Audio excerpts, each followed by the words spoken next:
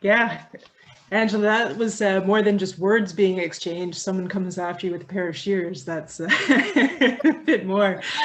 I think most of us, when we talk about conflict, think about one-on-one conflict between individual gardeners. But we wanted to remind you that there are other forms of conflict that you may have to think about. So one that's particularly challenging because of the power dynamics involved would be the conflict with your landholder. So that could be the parks manager, it could be a property manager, it could be staff from a community center that's running your program. But the thing in common there is that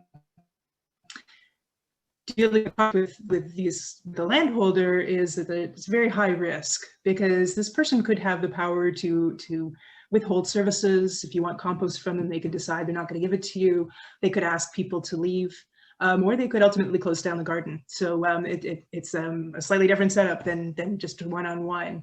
But you know, some of the strategies that we've started to talk about that Natalie and Shimu have mentioned, and that we're going to dig into a little bit more, some of them are the same, particularly, you know, trying to understand the other person's perspective. For instance, you may know that a city worker has a lot of responsibility. They don't have the resources to meet those responsibilities, so they're very stressed, and that's how they're presenting to you. Thinking about that helps you in two ways. First of all, it helps you shape your own approach. You may stop and think about, okay, what does this person need from me in order to get us to a good place where we're not in conflict? But you can also reflect that understanding back to the person. Just being able to say that you understand a little bit about where they're coming from kind of brings the temperature down a little bit in a conflict. So it's good to use that. But the other thing that in this kind of situation that may be useful to you is to work with other garden organizers, to have a conversation about, are they experiencing the same situation? We have some ideas that we can work on together. And ultimately, together, you may have a stronger voice than if you as an individual garden coordinator come forward. So next slide, please. Another example that's not kind of one-on-one conflict is when you have conflict with your whole community outside of the garden. And you know, one of the ideas I've heard recently that I think is an interesting one is this perception that if you have a community garden plot in a city park, this is a private use of public space. So some people have this perception that a person who's growing food for themselves in a community garden plot is somehow having access to something that other people don't have, and there's some frustration that comes with that. You know, we have neighbors who may resent that people don't have their own plots to grow food, and they feel that space isn't available to them. They also sometimes feel like the way that you do your gardening, so the way that the plants look and so on, doesn't meet their values. So if you've got beautiful pollinator gardens and you're growing really interesting food on trellises and so on, someone else might say, well, you know, that's not what I think a garden should look like.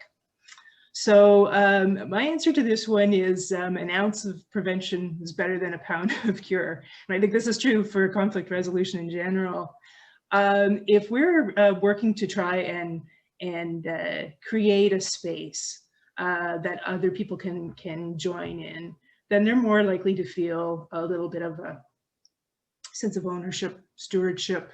Again, back to that sense of belonging. If people can come to the garden and take something from it, like here we've got a picture of a pollinator garden. So people can come and bring their kids and learn about nature and have that exposure to nature as they're walking by, then that's something they feel a bit more part of.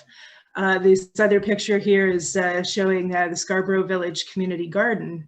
This year they had arts activities, they had a scavenger hunt for kids.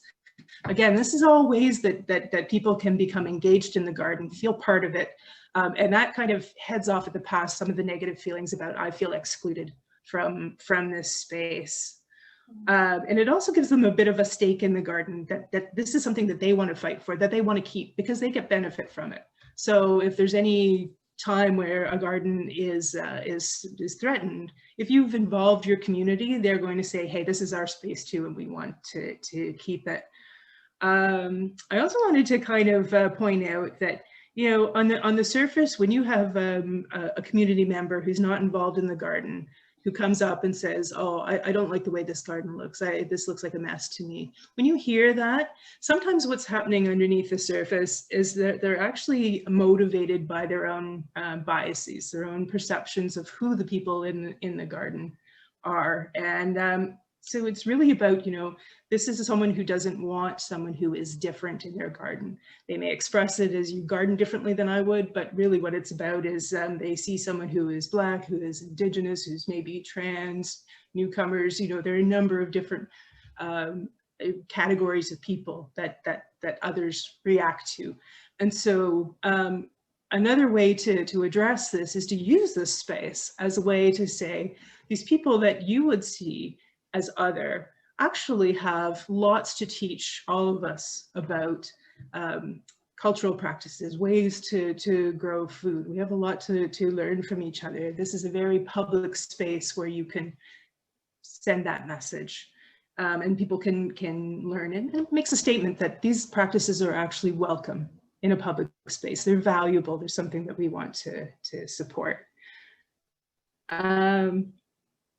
And then I think I will hand it back to you, Natalie. Amazing. Thanks so much, Rhonda. Yeah, I loved all those suggestions. And, you know, we can see already that there's just such a broad range of varieties of conflict, both group dynamics and one-on-one dynamics that go into what may happen in a community garden setting. And really just when we get a group of differentiated people in a group in general, something's going to come out of it. You know, there is going to be conflict. There's lots of normative conflict that's going to happen. So in this section, what I'm going to do is I'm going to give you guys some personal skill sets for conflict resolution, and then I'm going to give you some group skill sets for conflict resolution. And these skill sets can be used in your community garden setting, but they can also just be good for life. And at this point, I just want to do a time check. So it's 7:42. I'm hoping that the section that I'm about to go through is going to take around 20 minutes or so, maybe just slightly longer, but we'll definitely have time, I think, to get through it and still have some time for question and answer. So just wanted to do that little time check. If I am kind of somehow going past 8:15, one of my co-facilitators can kind of give me a nod, or a full-on interruption is totally fine. So this is just a list of the personal skill sets. I'm going to go into each different slide. And this is something that you can kind of refer back to when you are looking at your PDF later, when you want to review all the amazing skills you learned today. So I'm just going to get into it. So the first thing we're going to think about, that's a really great skill set for personal skills. So these are things that you can do on your own to check yourself before you're involved in a conflict or during a conflict. So these are things that you do to help strengthen your skill sets so that you're better prepared and better equipped to go into conflict situations or resolve conflict. So this is a very popular model. You can find lots of information about this online. So the ladder of inference, basically it's a model for understanding how we make decisions and then we take action. And this model is based on how we take select bits of information and then we come up with a reality or a truth that we think is real, when we don't necessarily have all the information we need to act, but we do anyways. So this is very common for us to do. This involves our implicit bias that we don't know that we have. So this has to do with kind of really slowing down the process from taking information from the world about what's happened and slowing the process down from that information to, okay, I'm making a decision now about what's going to happen and I'm going to act. This is slowing that process down. So before we fill in the blanks, which is what the ladder of inference does, we say this happened, therefore X, Y, Z, without stopping to think, I actually don't have enough information to fill in all the ladder blanks. This is a way that we cannot do that. So the first step in the ladder of inference is I experience and observe something. So I'm going to go into actually the example I've set out. So I experienced and observed something. So I experienced that the garden hose was not put back properly. Okay. And then I'm going to select some data to confirm that experience or observation that I'm having. So the sign-in sheet says X fellow gardener was here last. So I'm selecting that data. I'm not using any other data that may be available to me. I'm going with that one, right? And then I add the meaning onto the data that I collected. So X fellow gardener must have been the one who didn't put the hose away. So I'm adding meaning, I'm making those two pieces come together. It may or may not be true, but I'm now going up the ladder without getting more information. Then I'm going to make some assumptions about the information I've gathered. So my fellow gardener is lazy and doesn't care about the garden as much as I do. So again, this isn't based on real truths. This is based on you taking some points of information and making a story for yourself that you're starting to believe more and more, especially if you're getting activated and you're getting angry. And then I'm going to start to draw conclusions and adopt beliefs around the information that I've gathered. So based on all of this, I feel like I can't trust my fellow gardener. I'm more trustworthy and better than most of these other gardeners here. I have to do everything myself to make sure it gets done. So now you're really laying into some of these underlying belief systems that you have, some deeper narratives. You're adding those in to the information that, again, we don't even know if this is true, but you're getting up the ladder here. And this literally happens in seconds, okay? So this is breaking it down. But when we go through this process, and we all do it, it's how our brains work, this can happen very quickly, right? But we don't stop and slow down enough to think about how we're making those choices. And then the final thing is that we would take action then. So then we would say, okay, based on this, that I've now I believe that this person is untrustworthy, and I also am feeling a bit self-righteous about how much better of a gardener I am, I'm going to write an angry text to my fellow gardener, reminding of them of how to put the hose away properly. Okay, that's the action you take based on, again, you don't have enough information yet, but you feel like you do. And then you go ahead and act, and then you're actually causing a conflict, because it turns out that gardener had nothing to do with not putting the hose away. It was somebody totally different, something totally different had happened. And instead of slowing down your process to say, hey, I don't actually have enough information to know who didn't put the hose away, and maybe you could contact that person and say, hey, I'm noticing the hose didn't get put back properly. Do you know anything about that? You go immediately to these other places that are attached, again, to some other deep stories that you have, either a bias against that person to begin with, or your own version of self-righteousness, whatever that is, you're adding that into your story, and then you're acting from that place. So if we can slow down our process enough to notice that we maybe don't have enough information to make active choices or to make active assumptions, then the next step is actually to get the information we need, as opposed to assuming we have enough information. That's a really important part of slowing our process down, is understanding that we may not have enough information in any given scenario to know why something is happening. And if we can slow down that enough and get curious enough, that's the point of this, is to foster curiosity and stop us from going up the ladder so quickly. We can maybe slow down the process and avoid some conflict by asking more why questions, or asking questions before making assumptions. Okay, so you're going to have this, you can refer back to it. Again, this is also online. The ladder of inference is a very popular tool that we use when we're talking about kind of self-conflict management. So you can always refer back to that and do some more research. Another thing that is very easy for us to do is called the Halt model. This is also one that you can look for online, but it's pretty straightforward.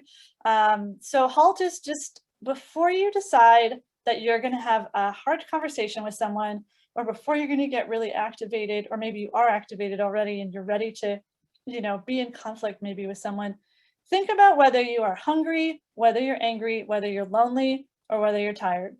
And if any of these 4 things happen to be true for you in this moment, maybe let's try to get as many of those needs met as possible, so that you can decide from a resource place how you want to proceed with having that difficult conversation. Sometimes this is not possible. Sometimes there is something that is immediately present in front of you that requires attention, and you are exhausted and you haven't had a snack yet, and you still have to show up. So sometimes we cannot take care of all of these needs. And sometimes we can, and as we forget, and sometimes we think that, we really need to act right now. I'm going to talk about this in a bit. And we really feel riled up. And then we realize, like, oh, I haven't eaten anything and I'm pretty tired. Like, maybe I'm not going to have this conversation right now. And I'm going to see how I feel in the morning. I'm going to see what kinds of sentences and words and ways of thinking are available to me when these needs are met. So if you can, try to meet your HALT needs. If you're feeling agitated, try to do your little HALT check-in. And again, there's going to be times when you're not going to be as resourced as you want to be, and you have to have a hard conversation where you have to show up, and that's just life. But a lot of times we actually can check in on this stuff. So I encourage you to do that. The next thing we can do, again, these are all based on things that we can do. We're going to get into group dynamics in a minute, is using I statements. So I statements are just basically starting your sentences using like I feel or I've experienced. And what this is going to do is it's going to ground the conversation in your experience of it, and it's going to alleviate some of the accusatory energy that sometimes goes into us having conversation. By grounding it in our personal experience, it becomes subjective. It's about our feelings. It's not necessarily you saying like, this is the absolute truth, the big capital T truth. This is what I've experienced here. And another important part of this is that it allows for openness and flexibility and to come to a collective understanding of what happened. If you're able to say, I experienced this, and you're open to hearing the other person saying, I experienced this, we can still come to a more empathetic understanding of how we both experienced that moment. Sometimes, the person who has experienced maybe harm caused to themselves is from a traditionally marginalized group, and the person who caused the harm is from a dominant group. So maybe it's a white cis male and there's a Black woman and they're having a conversation.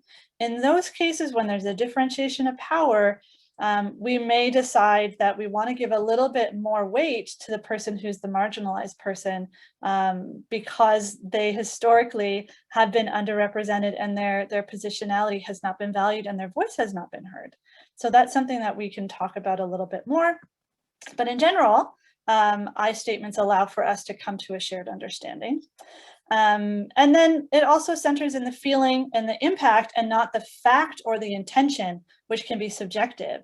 So if we can ground it in like, this person may have had great intentions, but this is actually the impact that it had on me, and centering it in that space is a really important thing. And being able to hear in the same way. So, you may have had an intention around something, but the impact on that person was different, and we need to be open to that. So I feel statements really help with that.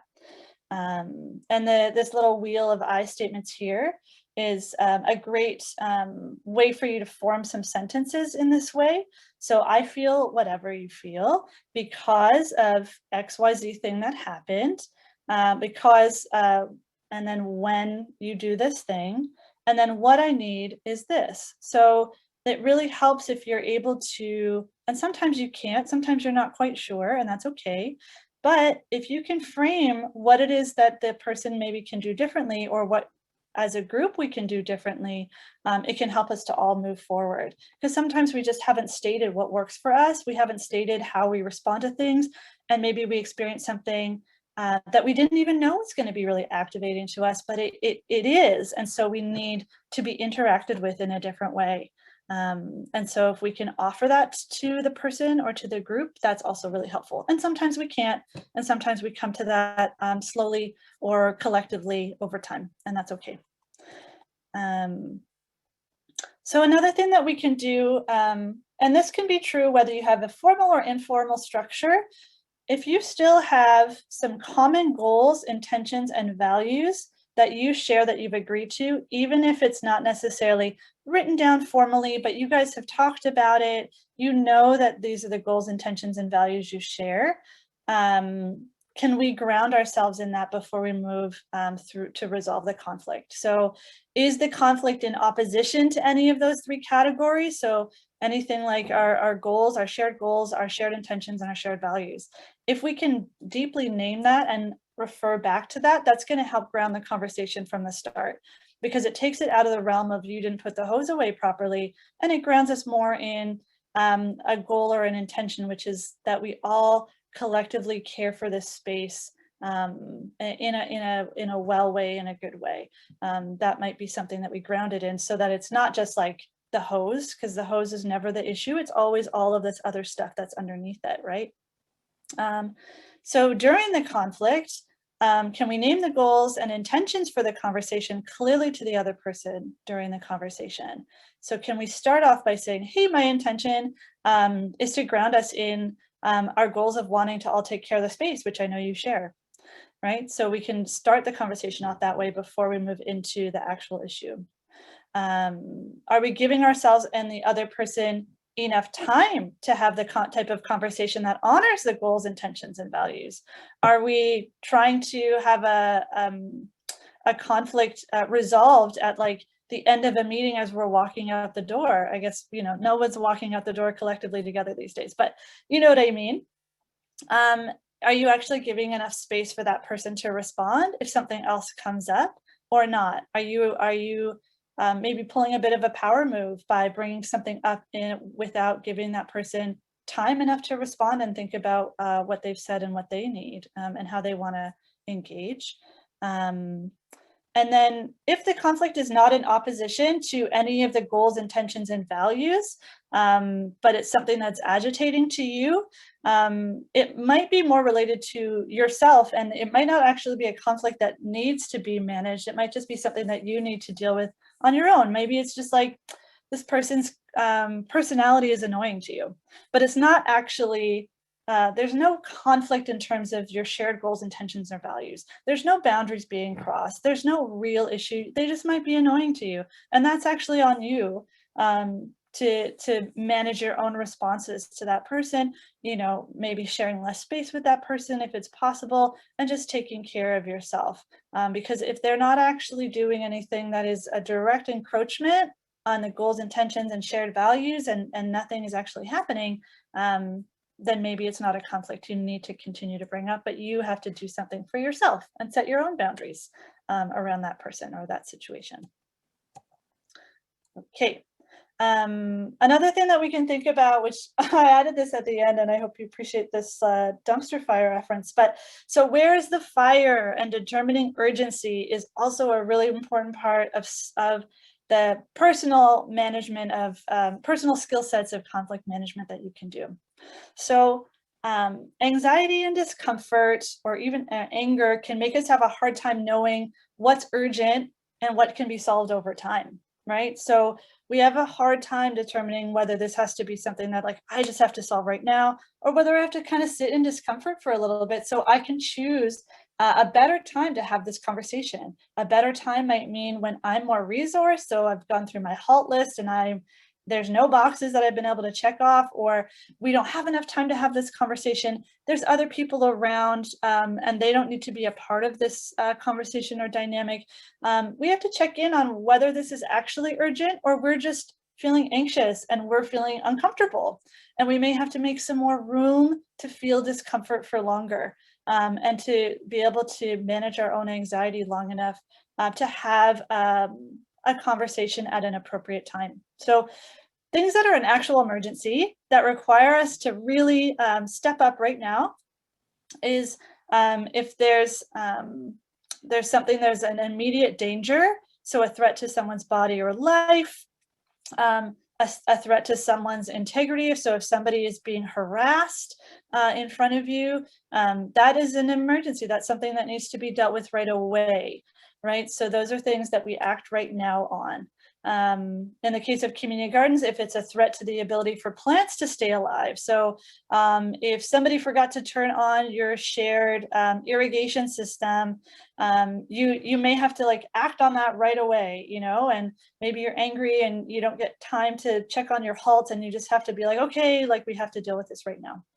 But most of the other conflicts that we're going to experience can be solved over time, and in fact will be solved in a better way if given more space. So just because something's come up in a moment that's made you uncomfortable doesn't mean you necessarily have to deal with it right then, unless again it's involving somebody's personal integrity, somebody's life is literally at risk. A lot of the other things that come up, we can be like, oh, like I didn't really love that. I'm not really feeling resourced enough right now to be articulate or to have space to hear that other person's experience. I'm just like angry or I'm uncomfortable and I don't really know what to do. We often can actually take space from it and come back to it. Housekeeping that we need to do first. If you'd like, if you haven't been to one of these. Oh, okay. Sorry. Great. Chat. Oh, sorry. I'm not sure what's happening there. Somebody's just, great. Sorry. I know it happens sometimes where we hit our buttons and we don't mean to. So yeah, so this is an important thing for you to check in on for yourself is, you know, is this an actual emergency or can I wait and make a better time when I'm resourced to have this conversation? Because you deserve that too. You deserve to be resourced to have the kind of conversation you want to have so it can go well. Because most of the time if we're bringing something up, it's because we want to resolve it.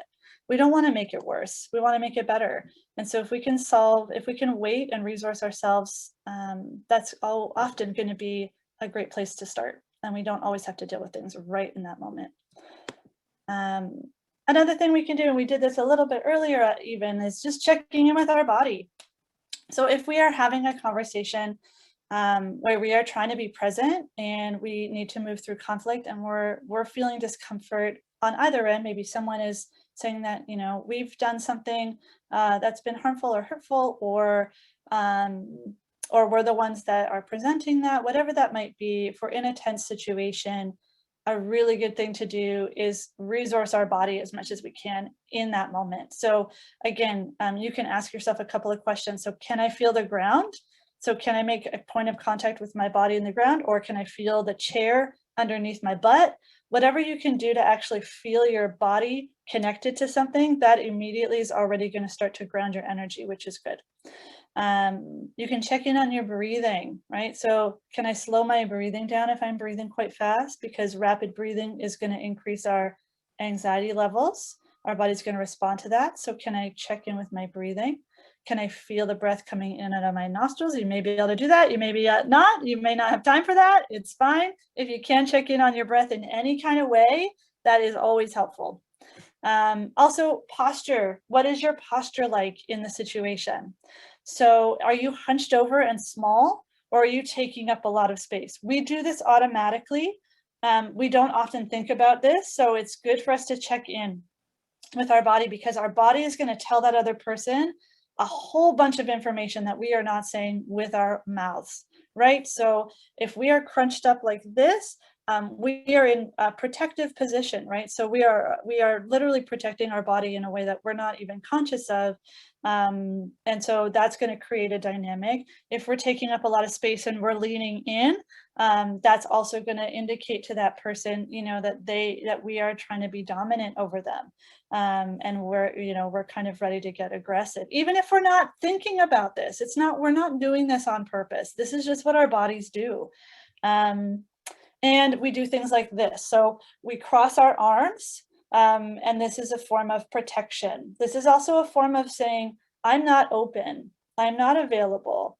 And we do this a lot too. And also things like eye contact. If we're not able to look that person in the eye, it's very unlikely that we're going to have a meaningful conversation and connection in that moment.